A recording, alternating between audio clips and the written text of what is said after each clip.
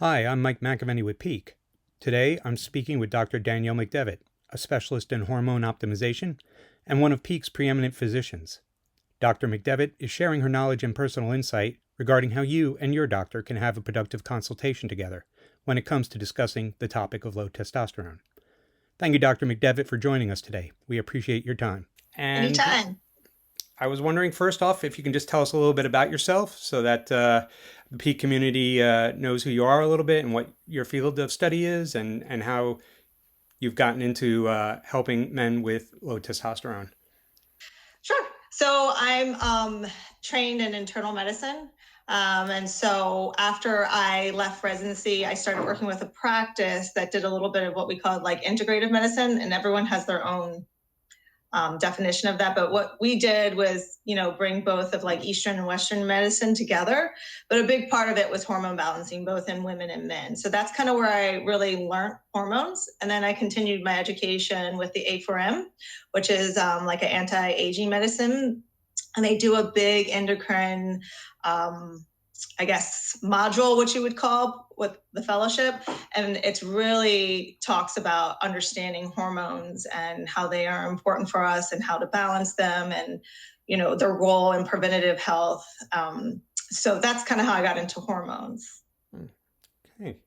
Well, today we're talking about that topic and exactly, how to have a good consultation with you or with any doctor when it comes to talking about their hormones, because it's a topic that men sometimes, well, a lot of men have a good deal of difficulty discussing. And I think you probably can speak to that better than I can. But how do men approach you when it comes to discussing the topic? So it depends. Like the good thing about Peak is that it's so focused on that topic. So a lot of men have been doing research about their hormones, or they're kind of curious to say what's going on, or they have these symptoms that have been persisting for a long time and they kind of don't have an answer. So they come to us with that like little bit of knowledge, and then they also already come to us knowing we're going to talk about sex hormones. So I think that helps a lot because it's such a focused practice that Peak is doing. So I think a lot of men are a little more comfortable versus when they're coming in as a primary care to my office and they're kind of like, I don't know what's going on, and I bring up the topic of hormones. So it's a little different, but I think that's one of the beauties about Peak is that a patient already knows what they're kind of going into with the appointment. Mm-hmm.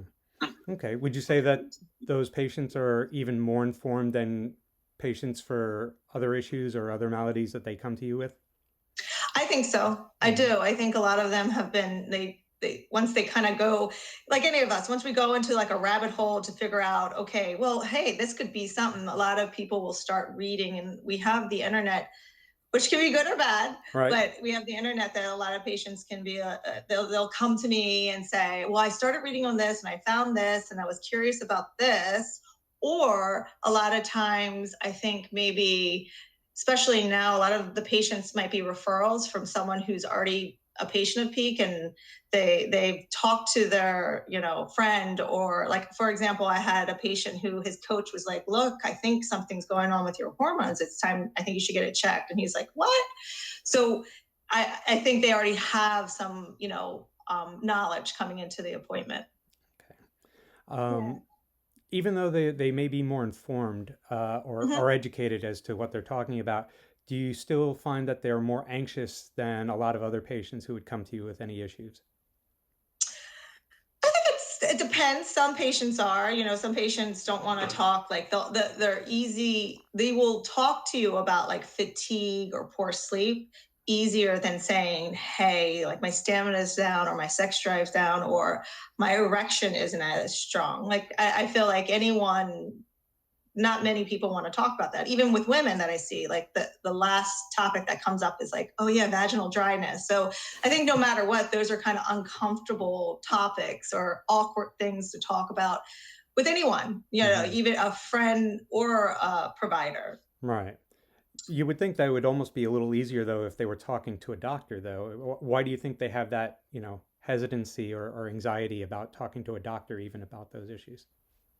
I think it's just an awkward Yeah, topic. No one wants to admit that like something that was probably functioning so well in our 20s is starting to, not perform as it used to. hmm, So I think it's kind of an awkward subject to bring up, even when it's a provider. It's not something you want to come in and that's the first thing you want to say to your sure. provider. You usually want to be like, I feel great, everything's fine, Yeah, type of thing. So um, but I think once you get into a conversation, and I think it's important for not only the patient or the provider, but definitely the provider to bring up those awkward subjects, because mhm, it's something we need to know. It's a very important part of who we are as humans. mhm. Okay. Can you walk us through what a typical consultation with a male patient would be? Sure. So usually, like how I begin, we always, make sure we check ID just so we have Hmm. the right patient. But then I want to get a little more of a history of what more symptoms are they having. A lot of times in the intake, it will just be like a one liner, like I have fatigue. So I want to go a little deeper. Like, what do you mean by the fatigue? How is your sleep? What's your stamina? Are you getting to the gym? Are you just not able to? I think I've said this before, and I say it to a lot of patients. I always ask them about their mojo. Like, how are they feeling? Like, do you want to sit on the couch, or do you want to go out with your friends? Or do you want to have that relationship with your partner, or you're like, I'd rather just go to bed? So I want to know those things. I want to know about medications. I want to know about supplements, family history. And then I also think it's really important to know if a patient has seen like a primary care doctor within the year, like having other blood work. For me, when I look at the blood work, it tells me a lot, but then I'm curious about other things like vitamin D levels or thyroid. So that's kind of how I start, like the history. And then I usually flip my screen around for my patients so they can see the blood work that I'm seeing, and I go through it. Hmm. I give them a little, medical degree background, and I explain what each lab means and what they mean for them, and how it's affecting their body. And it gives them an opportunity to ask questions, or to be like, oh, there's just not one number we're looking at. There's more to it, to the hormonal symphony. And then we talk about options. How can we, if someone's truly deficient, like medically, what should we do? If someone needs Hmm. optimization, what should we do? And the pros and cons and risk factors, and then understanding the importance of having your hormone balance appropriately, or I like to say optimize. And I like to go through that with all my patients, and Sure. then at the end, as a team, we come up with a plan. Okay. Yeah. Would you, you mentioned before about flipping the screen, showing the numbers to your patient. Would you say that you go strictly by the numbers that the lab work shows, or would you say you also factor in the actual conversation with the patient? Are you more by the numbers, or are you more by the individual? No, very good question. So, no, it's definitely the individual. The labs just are a guidance. I Hmm. think you really have to look at the clinical picture and the person individually. So, I think sometimes things that can get frustrating for with hormones and for both providers and patients is there's a lot of adjustment. It's Hmm. not one algorithm fits everyone. There's things that you think you could start with, and someone might not respond really well to that. So you really do need to kind of adjust the dosing or the different routes, add in some nutraceuticals. So they can get frustrating for both the provider and the patient. So you have the labs to guide you as a reference range, saying, ideally, this is where you should be, Hmm. but you got to look at their symptoms and how they're feeling and they're performing. Right. Do you qualify normal levels, quote unquote, or do you again? Is it a matter of you look at the numbers and say, yeah, I actually think you should be at this level, or do you actually go by what the textbook definitions of what normal levels would be? Yeah. So it depends. So if someone's low normal, meaning they're like, everyone has a different reference range Hmm. based off the lab. So with us, we use a reference range from 300 to 830. Hmm. So most of my patients in the 300-400s, they're going to have symptoms. So they're not optimized. If they're like dead center, say, 657 or above that, but they're having symptoms, there's other things that are going on. We might have to figure out, there's so much I could tell you about, but it's like there's different proteins that could be chewing up their hormones, or are they converting their hormones over to other hormones? And it's not just being like, okay, we have to replace that testosterone, but we actually have to work on other things. So with testosterone replacements, there's, you don't want to turn off someone's natural production if they're doing it really well. Right. However, they might not be stimulating the receptors appropriately. So that's like a really important part of kind of understanding or what we can do at peak. Usually how I was trained as like a primary care is, all right, the total number is within normal range. You close that subject, but there's actually a lot more to it. So I guess it's not an easy answer. It really depends. Like I said, it's a guidance. If someone's really making good levels, I won't try to turn off their natural production. If they're just making suboptimal and they're having a lot of symptoms, then we got to really figure out how we can optimize that. And there are a lot of things that you can do, including lifestyle changes, supplements, medications, replacement.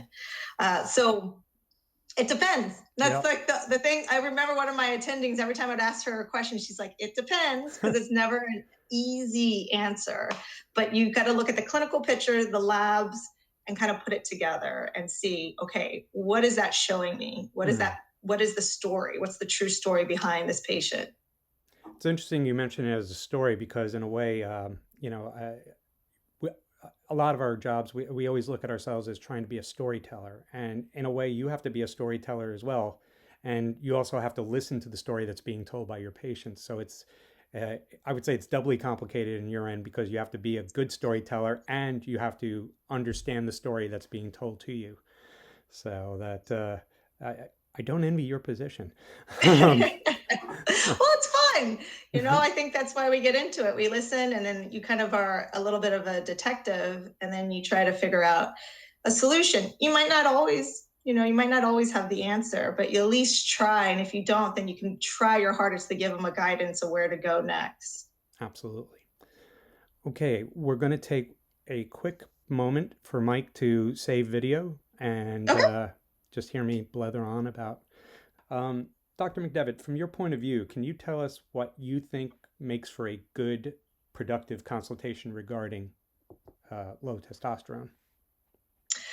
I think you gotta, no matter what, come into the appointment open-minded. Come into the appointment knowing, okay, there may be something wrong, or there may be something totally like it's all normal and I don't get an answer. Like, this might not be the end all solution. And to be open, really tell your symptoms, because obviously if you say, I'm just tired and the levels are so, then we don't really know. Like, that's not a strong clinical picture. But if you're kind of being shy and saying, oh my goodness, I'm barely waking up in the morning, I'm tired, my stamina is down, I have this brain fog, like all those symptoms that we asked about, sex drive, strength of erection, just be honest so we understand what's going on. So I think that's pretty good, like a good thing for patients to come in with an open mind. Listen to all the options, ask the right questions. Okay, like, what does this mean for my body? Side effects, where can I go from here? And then I think it's important to understand, if you get to a point in your life where you need hormonal support, where it comes to maybe supplements are one thing, but when it comes to pharmaceutical or replacement, that it is kind of a lifetime decision. Sure. If your body is slowing down on making something, you're gonna need that support. It's not something, a lot of times I try to tell patients, this is not something we do for 3 months and then you're like fixed and you're not going to ever need anything. So I think that's important for patients to know, that there might be, okay, this is something that I'm going to have to really work on from here on out if there's a drop or a deficiency going on. How do they react to that? Because it's interesting. I've heard that question many times as well. Am I going to have to stay on this, or is this something I can take for 6 months? How do a lot of your patients react when they hear that there is permanence involved? Some don't like it. No one, like, there's a lot of people I have tons of patients out there who are like, "Oh, well, I don't really want to be dependent on a certain diet or a certain Right. supplement or a medication." Um, but I think you know, no one wants to. Like, I Mm-hmm. mean, no one wants to be like, "Oh, I have to take this every day" or something. But I try to explain to patients that it's like, what we eat. We need good healthy foods, and sometimes we need extra support into really making our pathways work the way they should to live a good quality of life, to be at an optimal range for things, so then you can perform at your best. So I don't think anyone really likes to hear that, but I think when you explain it, all right, you have these symptoms. We can do a little bit lifestyle stuff that might make a dent, but here's something that could really turn things around. You got to weigh it. Like, is this worth it? Is this going to make my life better, my quality of Mm-hmm. life better? And a lot of times I think when patients hear that, they're like, oh, okay, well, yeah, obviously, we're only on this earth for so long. We want to all live at, like, to our peak and enjoy it. So I think Sure. that's really important to know that this could make a difference. Again, it's not the end all say all, Right. but it really sometimes can change change things for patients, both. And it's not just in men, both in my women too. Mm-hmm. Obviously don't see women at peak, but we're way more complicated, so. We're working on it. Um, but yeah, no, I can appreciate that. Just anytime that somebody's routine is going to be, I wouldn't say upset, but it's going to be altered. It's adding one more thing on their to-do list on the daily basis, and sometimes it can feel a little daunting. I can imagine. But Oh yeah. cool. You mentioned before about asking the right questions.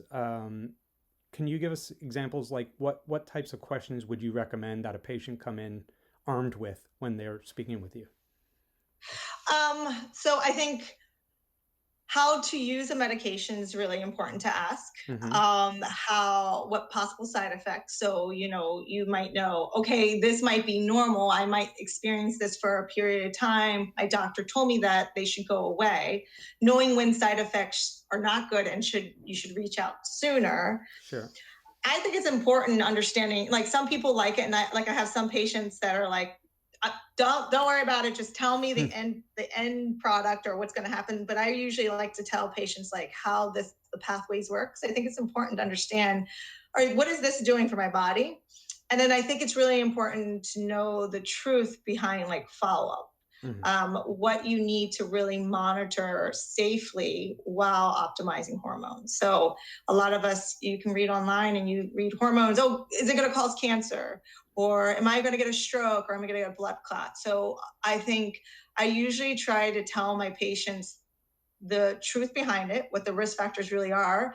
I have studies if patients ever want to, I can give resources, but I think Mm-hmm. that's important to know. So then you go in and you leave an appointment understanding what you're getting yourself into and the true, like, pros and cons and risk factors. Mm-hmm. Because again, this might be a lifetime decision for some patients. Right. Okay. When you have these conversations, uh, we're now in the age of telemedicine. Telemedicine is our be all and end all for the year 2020. But would you say that it's a different type of conversation that you have when you're doing it on a laptop or a computer screen, as opposed to an in-person visit? Yes and no. Like, I think there might be more of a comfort, Mm-hmm. there's this, like, little bit of a barrier between you. You're not right in front of someone, like, physically. Mm-hmm. So I think there's more of a comfort where someone can be more relaxed, or it's just like, okay, I'm not walking into that doctor's office. All of a sudden, my blood pressure's going up, and it's like an uncomfortable thing. You're in the comfort of your house. Some people do it in their car. Some people do it between, while they're working and they have, like, a lunch break. So I think there's a convenience and comfort. With COVID, we're now starting to see patients back in the office, but there's still, like, I see this. That's all I see. Yeah. So there's something to seeing someone's full face. And so again, I think it makes life more comfortable. Mm-hmm. there's certain things that should be done in person that needs, sometimes you, as a provider, you need to physically touch a patient. But I think what we're able to do via telemedicine is really still being able to monitor patients and help them, and not just leave them hanging in a world where they're like, I don't know what to do if I have some kind of symptoms that are, I can't, MD is not, like Google MD is not helping me out. I need to really talk to someone, so. Right. Okay. Yeah, it's interesting with telemedicine also that I think people tend to feel a little more courageous when they're, online or on the internet or on social media. They're quick to cast their own opinions on matters or and whatnot. Do you find that your patients you mentioned a barrier? Do you feel like they come in feeling a little less anxious because they're talking to you via telemedicine, or do you think that it's pretty much the same as you would expect? I think they're less anxious. Mm-hmm. I do. I think because, like again, you're doing it in the comfort of your home. I think I mean, even when I have to go see a doctor and I go into that doctor environment, it's usually a cold, sterile, everything's a certain way, white walls type of thing. And so, I think there's patients are definitely less anxious, and they are more comfortable, Mm-hmm. and that helps because when people are more comfortable, they'll tell you more. Right, right. Do you actually employ any techniques or any comments to the patient to help them relax a little more when they're speaking with you? I try to, like, I'm a very casual physician. Mm-hmm. A lot of times I'll not just right away start off and be like, okay, what's wrong? What are your symptoms? A lot of times I'll see where someone's living and I'm curious. I'm like, how's the weather there? Or I see patients in Hawaii. I did a semester in Hawaii, so I'm always, what island are you on? And then we get starting off a conversation like you would with a friend or someone you're meeting for the first time, to be like, okay, I'm getting to know you. And then we get, okay, let's get into the work. So I Mm-hmm. think that is like kind of like an icebreaker to know, all right, this provider isn't just the doctor. It's actually another, it's another person, and I can have a casual conversation. So I do that with all my patients. And then I usually bring up the uncomfortable symptoms and I explain to them, like, look, sex drive, I get it. Is it dropping? We all experience it. I have women who, experience it. And I always let them know that it's just not just them. Like, it's both sex. Like, we all are experiencing this. And then, talking about the strength of erection.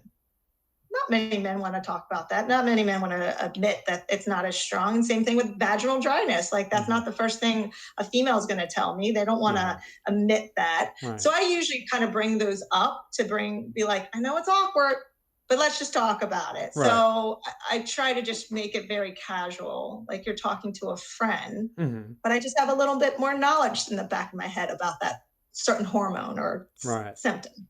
Okay. Yeah. Yeah. Those are tough topics. They're not the kinds of things you'd hear in a Starbucks very often. So yeah, I give you credit for Right.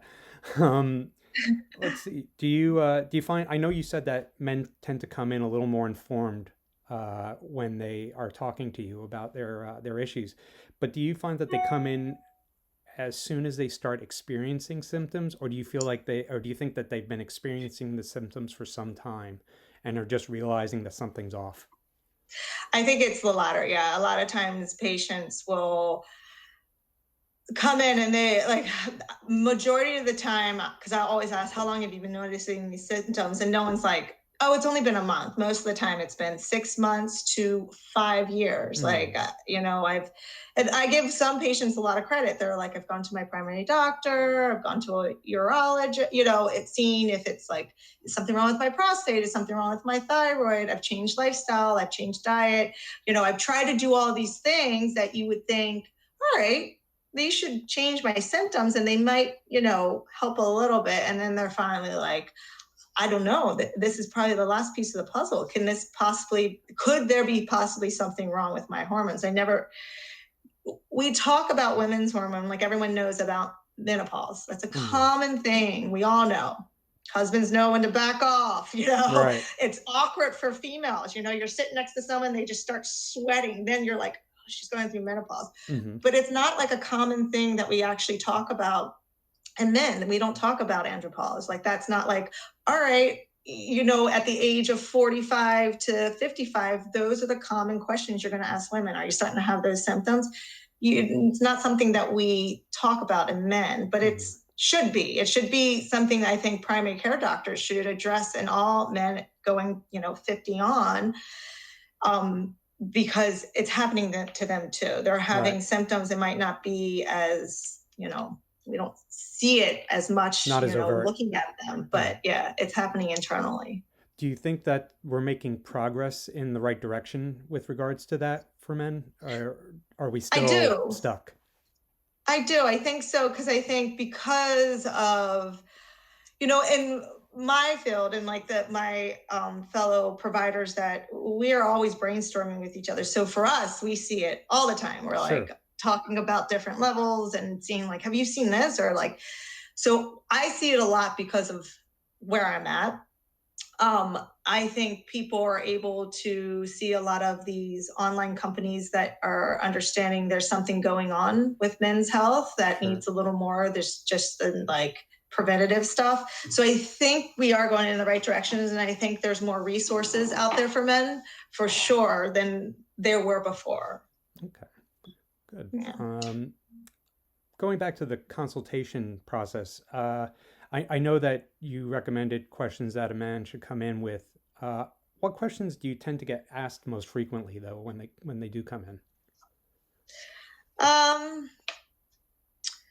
Well, at the beginning, like sometimes they're like, "Do you think this could be a cause of my symptoms?" And I say, possibly. Let's get through your symptoms. Let's review the labs and put it together. Like before, a lot of times patients will be like, is this something I'm going to need from here on out? How long do I have to stay on it? A very important question, I guess I didn't bring up, that I really talk about with our patients is, fertility. There are different ways to balance hormones and different ways that can decrease someone's ability to have children. So you need to really understand that. You need to know what could decrease sperm count or what could keep sperm count up, especially if you're not done planning your family, because that's as humans, again, that's a big thing for a lot of us. Do we grow? Do we have children and continue to bring people into this world? And then there's some people who are like, I have no desire for that. So, or I'm done, I've completed that. But I think that's a big thing, because sometimes you don't realize that, like, oh, well, I'm going to optimize things, I'll be good, but I can have children, right? And so there is some risk with that, depending on what treatment plan you go with. So that's something I think, patients need to know about, because I've had patients come into my outpatient practice, young patients. Right. And I'm like, how long have you been on this for? And I'm like, did you know about the risk of infertility? And they're like, no. So I think that's an important thing. Would you say that a majority of your patients lean toward the, fertility side, or wanting to start or continue a family? Or do you think or is the majority of your patients geared toward just trying to improve themselves, feel better, trying to get back to their best selves? I think it's hard, because I think a majority of the patients that we're seeing, they're trying to improve themselves, get back to a good health, get back to who they were. They're noticing something's not the same. But now we're seeing such, broad ages. Like I used to always, like most of my men were 40 to 70. Now I'm seeing men in 20s and 30s. And I have a mentor who, teaches us, and he brought it up in like a conference the other day. He's like, are you guys seeing 30-year-olds? Like, I don't know what's going on. So there is something going on. We are seeing younger patients. And so you gotta, a lot of us are having kids older now. So that's definitely something. They're not coming to us for infertility issues. They're coming to us because of the symptoms they're having, but because they're so young, not a lot of them are done with their family planning. Right. Okay. All right. Let's see, Dr. McDevitt. When you're recommending treatment, I know you gave us an idea of how men react, but do they automatically assume they're going to be given a certain form of treatment or prescribed a certain form of treatment? Or are they given an option? I give them options, Mm-hmm. even options where I let them know that I don't think this one's going to work, but this is an option. You have a right to know what all the possibilities are. So I give them the options. I even sometimes will give them a situation where I'm like, look, your hormones are not where they are, but based off their history, I'm like, I think there's something else going on. So I have to refer them out, and I would be like, we're not there yet. I don't think we're there yet to optimize your hormones. I think there's some more, investigation that needs to go on, that you might be able to correct this. Mm-hmm. So that can be frustrating sometimes, because you're like, Sure. man, I came to this and I thought I was going to have an answer. But then I have some patients, like, I'll tell you the truth. I love my menopausal women, and I love my men in like the 60s, Mm-hmm. because there's usually no risk of stuff. It's like, okay, I know we're at the end stages of what the sex hormones or organs are going to do. Mm-hmm. So they're like, yep, I understand. I know I'm going to need testosterone. Same thing with women. They're like, yep, I know we're going to have to balance these hormones. I get it. So those are like really easy. Like those patients usually are like, I get it. I know it's going to be hormone optimization. As for other patients, that are a little bit younger, they might say, I thought I would just use testosterone for a little bit of time and I'd be better, or I didn't know about like infertility. So you really kind of have to explain all the different options. And they have to make the decision. I always, like I tell my patients, I'm throwing the ball back in your court. These are what you're able to do. You have to make the decision if that's right for you. And so I think that's really, there's all different ways about how you're going to go about a treatment plan. Sure. Sure. Is there a particular option that you recommend most in terms of treatment with testosterone? Is it Oh, injection, cream, troche? yeah. So my preferred, I have what I can do through Peak. Mm-hmm. My preferred method is the injectable form. Why is that? Um, I like it because of compliance, the bioavailability. So compliance, most patients only have to do it 1 to 2 times a week. So it's easy to remember. Mm-hmm. Bioavailability is really good. And I feel like there's usually less side effects. Troches are awesome, a nice, really cool alternative. They're considered what we say is sublingual. Mm-hmm. They're kind of a pain. You have to hold it in either on your cheek or your inner lip for 10 to 15 minutes. They absorb. You have to do it twice a day. I mean, half of us don't even remember to take our like vitamin D. So it's asking someone to all of a sudden do it twice a day. I tell all patients this. I think there's a little risk factor when you swallow testosterone. I never give testosterone orally. Mm-hmm. So when you're doing it sublingual, there's, I can't say you're not going to get a little bit that's going to swallow. Yeah. Topicals, they're okay. They're not a bad route. However, from doing this for so many years, a lot of times my patients come back and they're like, I don't notice the difference. They are very bioavailable. Levels do get up there, but I just don't see a change in the clinical picture as I do with the injections. And so, I want to be able to give my patients something that's going to work and that they're going to actually get a response to. There's risks to topicals. So sometimes patients get skin irritation. It can change the odor. So I've had patients come back and my wife was like, take that off or I'm not sleeping next to you. Okay. It doesn't happen very often. The main thing I don't like about topicals is that you can get it, like another family member can get it. So really young kids, I get nervous if someone's holding their kids, picking them up. Sure.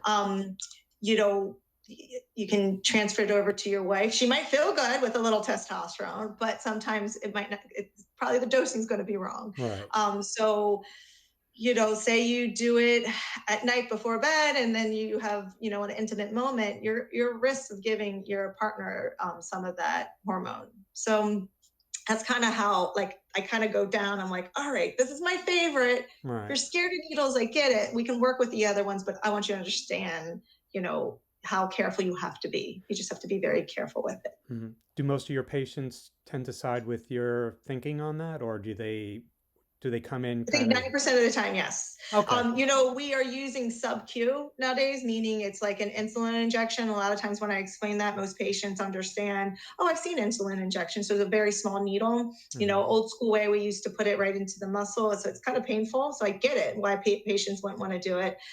And then a lot of times you have like your family member, like I have a lot of times my guys were like, oh, my wife will do it. No problem. She would love to just poke me. So then they have that support where they have a family member or a partner who's able to, if they can't do it Hmm. for them.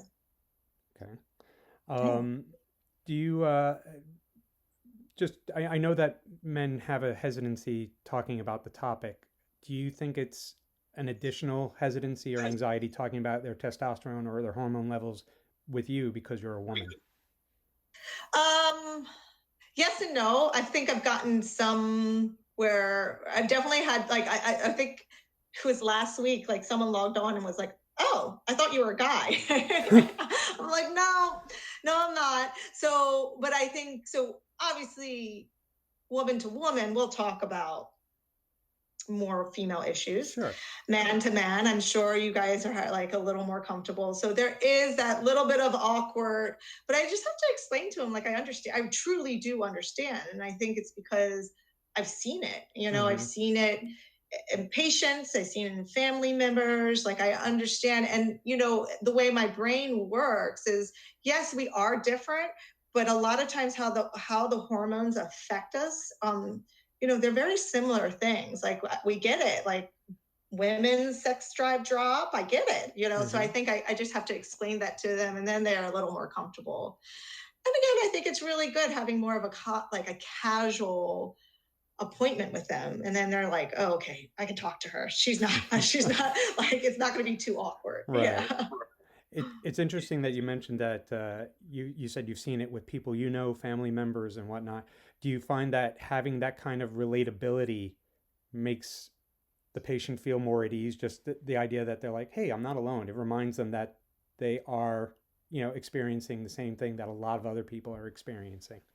Definitely, Hmm. definitely. I mean, a lot of us as providers get into a certain, I guess you could say, specialty because of an experience. You ask about 90% of the providers you talk to, like, why did you get into medicine, or why did you go into this certain field? There's some type of personal experience, Sure. something that relates to them. So I think that helps. If it's easier to relate to someone when they also kind of understand what's going on. And Hmm. it's just not like, I don't know, I've never experienced that before. And then you're like, man, they don't really understand. With regards to follow-ups, you mentioned the importance of following up with treatment and whatnot. Um, what about the follow-up consultation? How critical are those to keep in mind? One, as the patient, and two, as the physician. Just trying to make sure that your patient is staying on target with their dosage and whatnot. I think it's very important. So, the hormone world is a controversial world. Mm-hmm. And so there are a lot of different studies out there that, can push you to go one way or another. I think if things are done the right way and appropriately and in a safe fashion, I think patients can really do well from this, from even preventative health.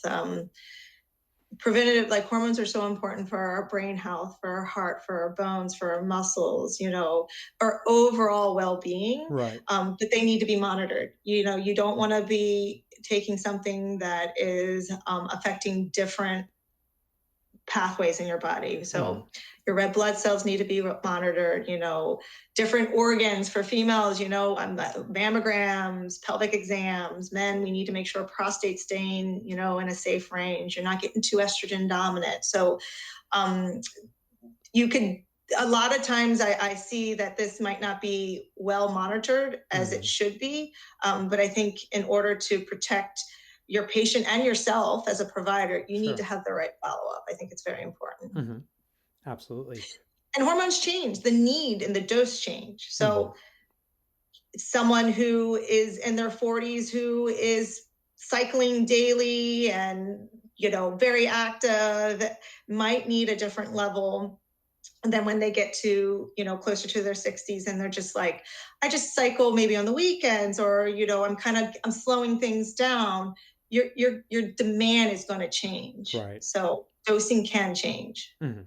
Yeah, that's a great point actually. The it's kind of a little dance. The hormones are going to change, and yes, they're going to, when you're taking treatment, they are going to improve. But it doesn't just end when they improve. You have to make sure that they're not going, too high then all of a sudden. And it must be an interesting little dance number that goes on.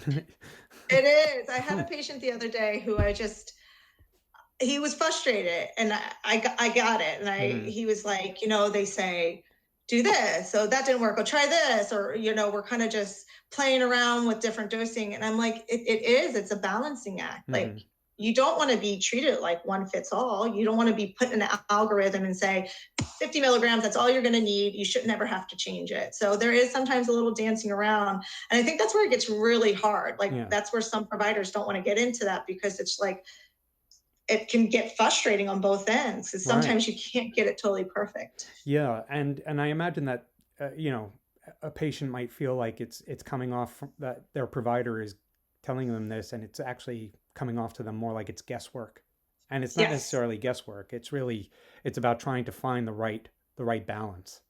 Right. So sometimes people feel like I feel like I'm being like part of an experiment, and it's not that. It's just, you got to really figure out what works best for you, and how to make it fit to meet your demands and to match you physiologically. Do you feel that when men come back for their follow-ups, do they seem more relaxed then, or are they still, especially on the first follow-up, are they still hesitant, awkward, a little guarded, or do they I think they're definitely relaxed? more relaxed. I mean, sometimes half of my patients will just call me by my first name. They're like, hey, Danielle, like, okay, I've been wanting to talk to you. I have these questions.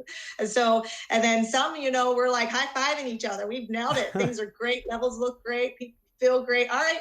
That's, you're safe. You're doing well. We've taken that symptom score and we brought it down. I'll see you in 3 months. Like, that's very rewarding. Yeah, I would imagine you probably would take those visits any day if you can. But okay. Let's see. Is there any particular advice that you'd offer to a man who's considering talking to a doctor about having low testosterone, or is there, they're just hesitant to do so? How would you advise them? So I think it's really important to know the type of provider you're going to talk to about it. So, medical school residency, I was not trained on really how to look in depth at hormones. Again, I was trained to say, this is within a reference range. There shouldn't be an issue. So I think, kind of knowing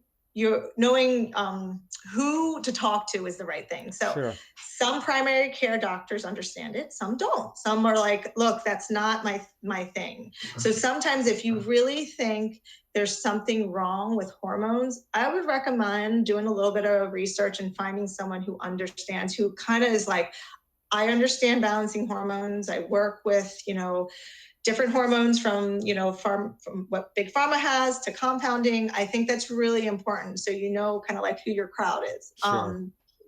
Because a lot of times I'll get patients who I'll be like, so have you ever had anything looked at? And they're like, I brought this up and like my primary, or they were like, I'll check it, but I don't, that's as far as I'm going to go. If it's below, then I might refer you out. And that's as they should, because, we're not all trained in that area. Right.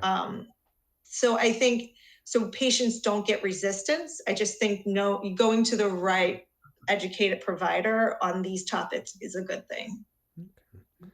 Is one last question with this. Is there anything that you would advise? Is there a piece of guidance that you would advise a patient who's going into a consultation with you or with a doctor that maybe we haven't covered?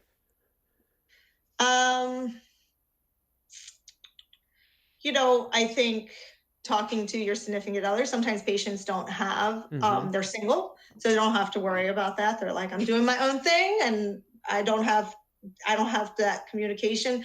But if you have like a partner and you are noticing symptoms, especially, the fatigue or the low stamina or the decreased sex drive, sometimes on the other end, the partner is saying, is it me? Like, is it me? Are you not attracted to me anymore? Or what's going on? So I think talking to your partner about that, saying, hey, I think something might be off, like chemically or hormonally, and I'm going to have it checked out.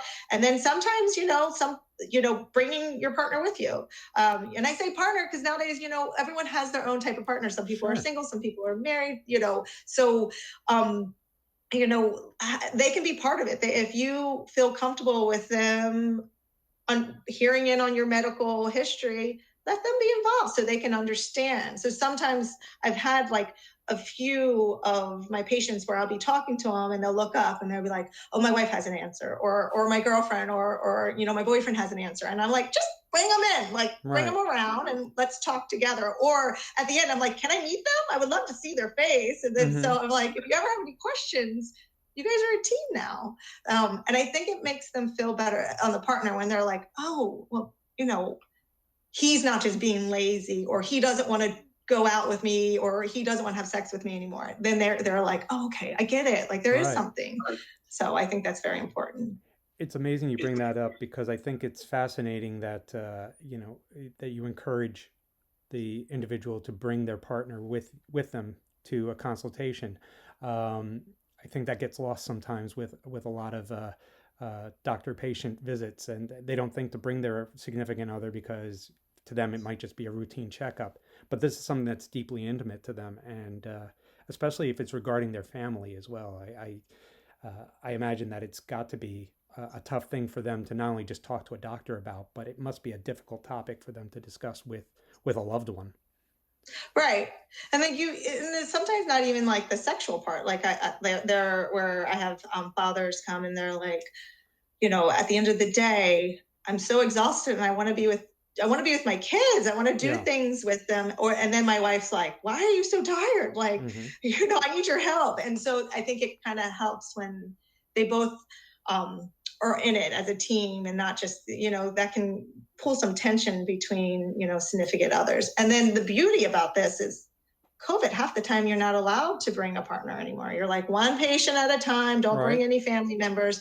But now you're like, you can sit next to each other and you don't have to worry about the risk of anyone getting any sickness or a virus. So that's kind of nice about Great the point. telemedicine too. Yeah, no, Yeah. that's a great point.